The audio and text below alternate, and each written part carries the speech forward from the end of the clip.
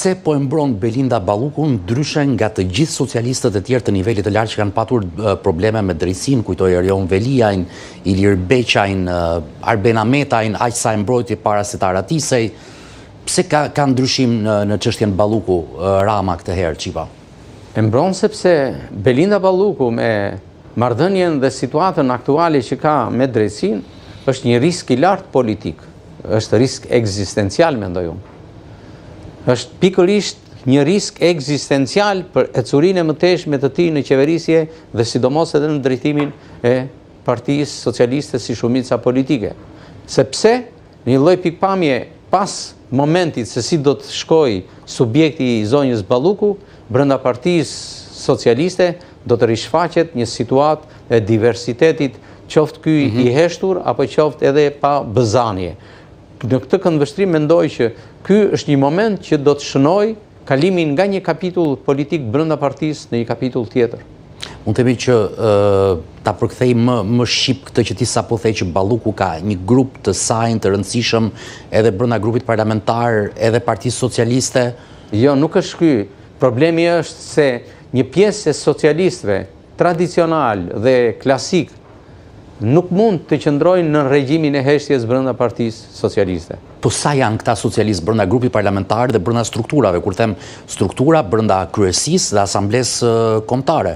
Bashkarisht jemi bashkëudhëtar në pikpamjen e cilësisë profesionale, se ne kemi qenë reporter dhe redaktor të politikës, dhe e dim shumë mirë se si është historia politike 30 vite.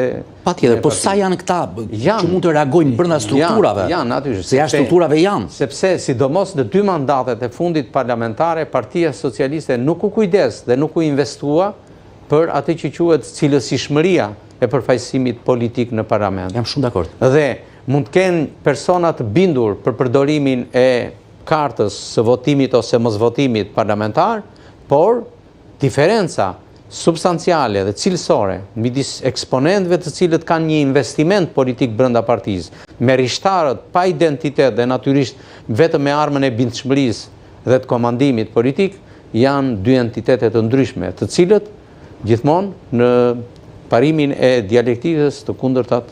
Unë jam shumë dakord me ty, po Rama duke se i ka spastruar nga strukturat, nga kryesia, nga asamblea, nga grupi parlamentar, po, një zë mendim ndryshe ti veç Erion Braçe s'ka në grupin parlamentar sot të Partisë Socialiste, që del jashtë rreshtit për çështjet e zonës së tij, për çështje që ai mendon, nuk ket tjetër një të dytë veç Erion Braçe, apo jo? Po, politologjia na mëson se në politik të kundërshtarët gjithmonë shfaqen pas fytyrës së të heshturve. Në PS ka shumë të heshtur. Pa dyshim që ka shumë të heshtur dhe janë dakord me ty, por të presim sepse zhvillimet janë në heshtje, po na vinë. Gjithmonë në ditët e vështira shfaqen kryenesët, kështu që mendon që Rama sot përveç se i dha mesazh drejtësisë, shpëlau mediat, shpëlau opozitën, i ka përcjellë një mesazh ndërkombëtarëve BE-s dhe SHBA-s në mënyrë të veçantë, që janë në pritshmëritë e vendimarrjes së tij për çështjen e imunitetit të zonjës Balluku. Llogarinë me ndërkombëtarët mendoj që e ka të hapur kryeministri. Ai operoi sot për llogari të familjes politike të tij, e cila nuk është më një familje solide siç perceptohet, dhe kjo mbetet për tu parë. Unë mendoj që marrëdhënia që ka krijuar, qoftë edhe përmes fjalimit të sodëm kryeministri me faktorin ndërkombëtar dhe sidomos me disa prej institucioneve që mbeten, le të themi, stoik në mbrojtjen e parimeve të demokracisë dhe të funksionalizimit të ndarjes së pushteteve në një demokraci, është një llogari e hapur. Kritikat vazhdojnë të jenë, ne vërejmë se ka sinjale të cilat janë jo vetëm në aspektin kritik, por politikisht janë edhe të thukta në adresë të kryeministrit dhe shumicës qeverisë. Ja, ta shikojmë si e ka lexuar Sali Berisha sot fjalimin mbi 90 minutash të Edi Ramës, fjalim dhe mbledhje e grupit parlamentar të Partisë Socialiste që në fakt anuloi edhe konferencën e përditshme për shtyp të Sali Berishës, kreu i Partisë Demokratike, tha se kjo ishte një përpjekje për të mbrojtur veten dhe një sulm ndaj drejtësisë, duke kundërshtuar deklaratat për standardet morale dhe dorëheqjet e zyrtarëve. Kryedemokrati akuzoi shumicën socialiste për mbrojtjen e Belinda Ballukut, duke përmendur edhe debatet në Parlamentin Evropian për korrupsionin në vend dhe rrezikimin e integrimit në Union.